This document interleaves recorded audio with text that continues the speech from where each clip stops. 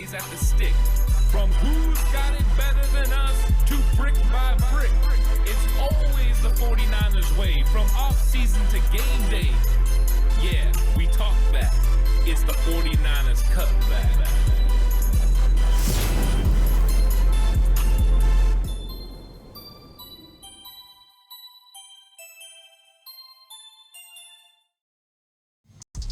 It's 49ers Cutback Podcast time. Welcome to the show.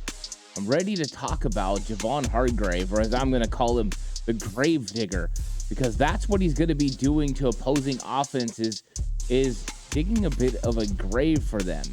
And you say, Ant, what are you talking about? I'm talking about closing time. When it's that time to end somebody, you have to have people that are ready to finish the game for you. And that's exactly what Javon Hargrave does. The dude's an absolute monster. His abilities are through the roof, and the 49ers knew exactly what they were getting when they went out and got the most high-profile non-quarterback free agent that there was on the market, and they added him to a already pretty good defensive line. Of course, we've seen that defensive line slowly take steps back since 2019, where it was a four-headed monster that had DeForest and Nick Bosa on the outside, and had, the likes of Armstead and DeForest Buckner on the inside, and they've had to somewhat change the way this defense was played on the defensive line. And I think they felt they took a step back and now took a huge step forward with Hargrave. But how exactly does Hargrave help this football team? I think is a more complex conversation, due to the fact that I think he's going to do a lot for a bunch of different players. It's not just going to be that he's going to have an impact, but that he's going to affect the players around him to have impacts as well. So when you're talking about Hargrave's ability, the things that he does definitely mesh with what Chris Kasarik wants on his defensive line, and exactly what you need to help his other players. So you're talking about a guy that's going to add an instant help to the defensive line spot. The 49ers defensive line had 59 hurries in 2022. It's not the best number at all. In fact, it was fourth fewest in the NFL, which is a crazy stat, where Javon Hargrave generated a 14.1% pressure rate over the last two seasons. He's the only defensive tackle over 12%, and that's in a minimum of 500 pass rushes. So this is a guy that has definitely seen his production rise over the last couple of years, but he's not exactly a one-trick pony either. In 2021, his pressure rate was 15, which is the top 5 that we've seen over the last couple of years. And then the closest to him was Quinnen Williams in 2022 with a 13.4, Javon Hargrave with a 13.2 in 2022. So he's a player that gets after the quarterback. And the 49ers defense is absolutely predicated on pressure, getting past the offensive line, whether that's in the run game or the pass game, and just being a troublemaker. And that's what Hargrave is. And we've heard John Lynch talk so many times about, hey, when you get to the end of the game, your best players have to close it out. You have to dig that grave on that game and finish them off. And that's exactly what Hargrave is going to add to this football team. He's going to make Nick Bosa better. He's going to make Eric Armstead better. If it's Drake Jackson, Cleveland Farrell, he's going to make them better because of the attention he's going to get. There's been a lot of claims that you can run right at Javon Hargrave and he'll struggle a little bit in the run, but you've got the best linebacker core in the entire NFL behind him. So you just want to double team him and run at him. Okay, you can give that a try. We'll see how consistent you're able to pound the football against the 49ers defensive line. With Armstead being inside, it makes it a little bit more difficult. If you single him up to double team Hargrave, Armstead's going to make some plays. If you want to double team both of them, if one or both are able to stand their ground, your play is stymied and the play is over. So one of the keys for other offenses, and we've seen Atlanta have a little success with this in 2022, was getting movement along the 49ers defensive line and getting them moved back. The problem is, every time that happens, usually one of the 49ers stud players is unavailable. So Javon Kinlaw did a great job of helping stop the run. His struggle was in getting to the quarterback. So the 49ers were trying to find their mixture. When they had DeForest Buckner, he was great at getting to the quarterback. Not a pressure rate or sack numbers like 11 sacks that Hargrave got. Like, he's not at that level, but he's right there. Buckner was a solid player. But then when you got into the run game, he struggled a little bit. It would get pushed back. He would get moved off his spot. Armstead didn't always play on the inside, and the 49ers had DJ Jones until he got hurt in 2019. So Buckner would give up ground, but was great against the pass rush. So the 49ers decided in 2020 they were going to go with the big, huge Javon Kinlaw, who was going to be able to stop the run, be more stout there. They might lose a little bit as far as rushing the passer, but they can make up for it on the outsides with Ford, Bosa getting even better, and potentially Armstead playing on the inside. What happened, though, was Kinlaw's health prevented him from ever being a potent pass rusher. He's never been somebody that's been able to get after the quarterback consistently for the 49ers. In fact, he just can't get on the field consistently. So now the 49ers came with an opportunity to go ahead and grab a player that is stout against the run, maybe not as stout as you would like for a defensive tackle, but the give and take between how good he is against the run compared to how great he is against the pass makes him a very dominant player for the 49ers, especially with the trend around the league going to more of the passing game. More teams are in the nickel 70% of the time because of the 3 wide receiver sets, which means you're more a pass rusher than you are a run defender. So having someone whose value is more in pass rushing than in run defending is important. You just can't completely give up on it. That's why players like Buckner are getting over $20 million a year. That's why Hargrave got the $84 million contract he got, because there's a value on rushing the passer. Now, one thing we saw when Buckner was on the San Francisco 49ers was the huge increase in production that Arik Armstead had on the inside. Once they added Ford and Bosa, then Armstead had single one-on-one situations, and you could see his pass rush ability come through. So the more talent you add, the better it is for Armstead. Armstead had 10 sacks in 2019, a double-digit number that netted him a new contract. Hargrave is going to add that type of potential. Yeah, you don't know if you have the fourth guy. You do have an elite Nick Bosa that's better than 2019. You have a Javon Hargrave who has a better pass rush rate than a guy like DeForest Buckner. So, yeah, you don't know who that fourth guy is, but with those 3 names, those big 3 on your defensive line, you're going to get singled up situations for Arik Armstead.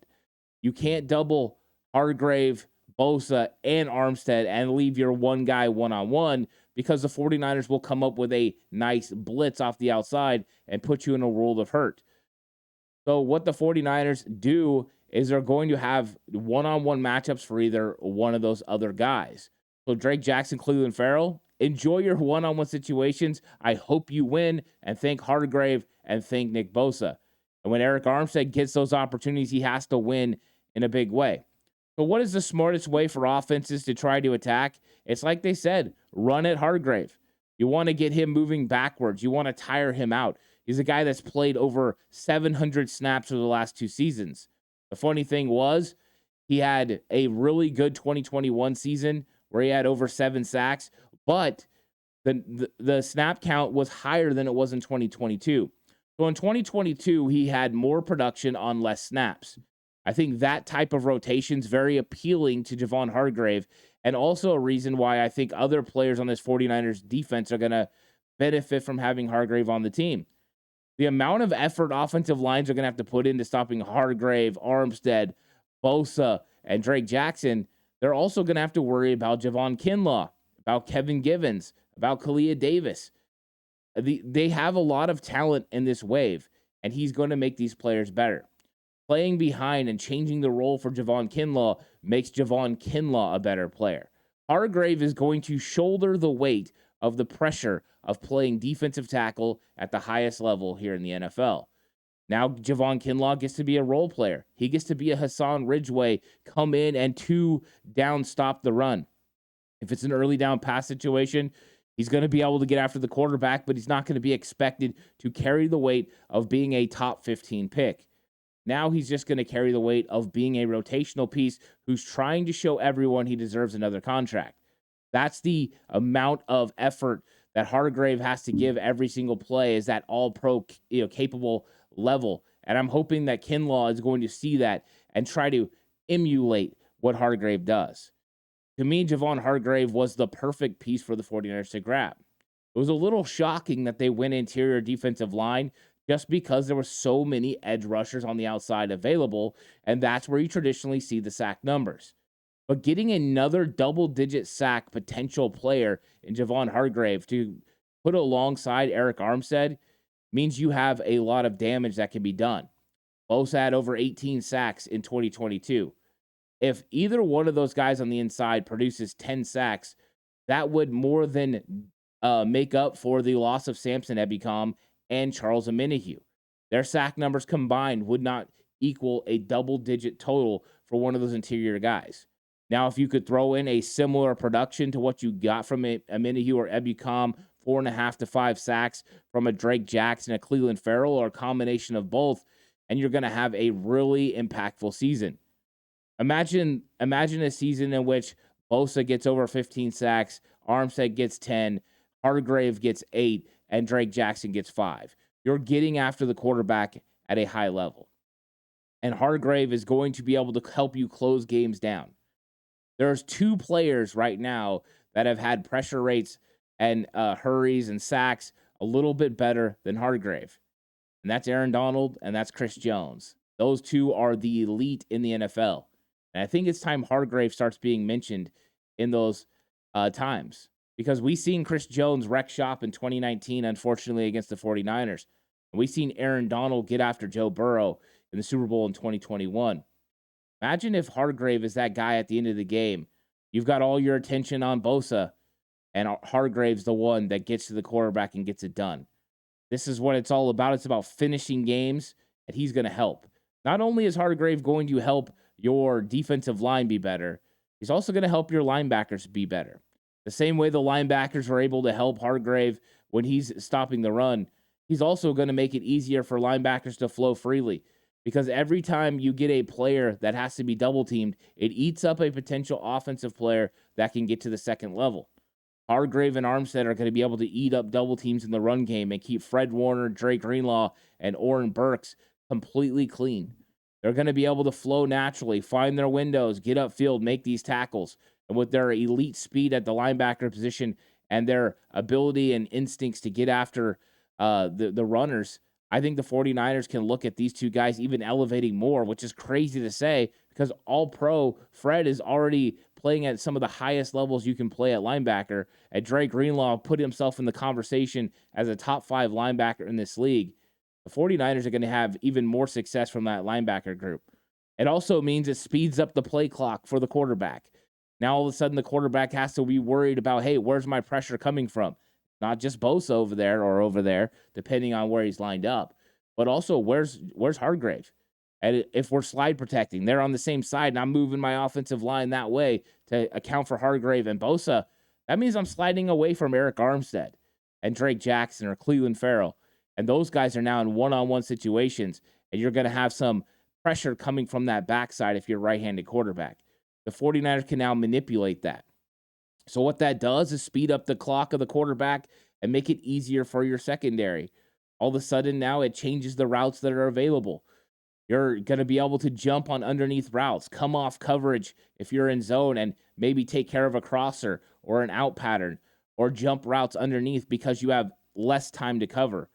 Also, if a quarterback has to pull the trigger early, that wide receiver might not be to the point of his route where he can create separation, meaning it's going to be more difficult for wide receivers to catch the football against the 49ers. It's a trickle-down effect. If these guys can stop the run up front because Hargrave's eating double teams and keeping linebackers fresh, that means less times that you have to put Talanoa Hufanga in the box. That means less times you have to have a loaded box, and you can play a defense that is a lot easier to play. More times playing your nickel and dime packages, 5 defensive backs, 6 defensive backs, because that defensive line is creating long third down situations. Those are all recipes for success. And it all starts with one guy being added. It's that pivotal. A guy coming to the defensive line like Javon Hargrave changes the game for the San Francisco 49ers.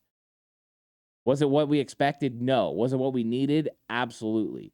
And now this defense is going to change because of it.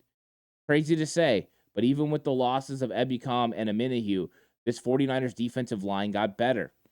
You throw in a fact that Drake Jackson or Cleveland Farrell could have a big season, and if they do, 5, 7 sacks, and you're talking about elite defensive line play, and this 49ers defense goes from what it was in 2022 to even better in 2023. It's an impressive signing that John Lynch and Kyle Shanahan made, and there's going to be ripple effects felt throughout that entire defense. The fact Steve Wilks may not have to bring as much pressure as he normally does when he calls defense means it leaves a lot of avenues to use other guys in coverage, to give help, to protect players, to make sure you're getting off the field on third down. And when they do bring a blitz, who the heck are you going to block? Are you double teaming Hargrave, Armstead, and Bosa, letting everyone else run free? That's your decision. Pick your poison. That's what Kyle Shanahan has been saying about the offense with all the tools. Getting there with the defense, too. They're one defensive end stepping up from being an absolute stud defense at every single level. They have all pro caliber players at safety, corner, linebacker, and a couple at defensive line. Spectacular, the amount of talent they've put together, and Hargrave's going to be a big reason why they close people out in the fourth quarter. You're going to go on a game-winning drive, Hargrave's going to dig your grave on your chances to win the game, and he could be the difference in the playoffs and potentially a Super Bowl run. So super excited about Javon Hargrave and what he could do for the San Francisco 49ers defense. Let me know what you think of Hargrave in the comment section down below. Like the video, subscribe to the channel if you haven't already. On the push for 4K. Had a lot of fun looking up the stats, going over what Hargrave does, watching more of his film, and just feeling the impact of what Chris Kasarik and Steve Wilks are going to develop for this defensive line. That could include some really cool line stunts with all the athletic ability that they have up front. Because Hargrave is not just good at getting after the quarterback, but he's also a really good athlete who plays with tremendous strength and balance. It's going to be a lot of fun. Thank you guys so much for watching. I'll catch you guys on the next one. But until then, stay safe and remember the right way is always the 49ers way.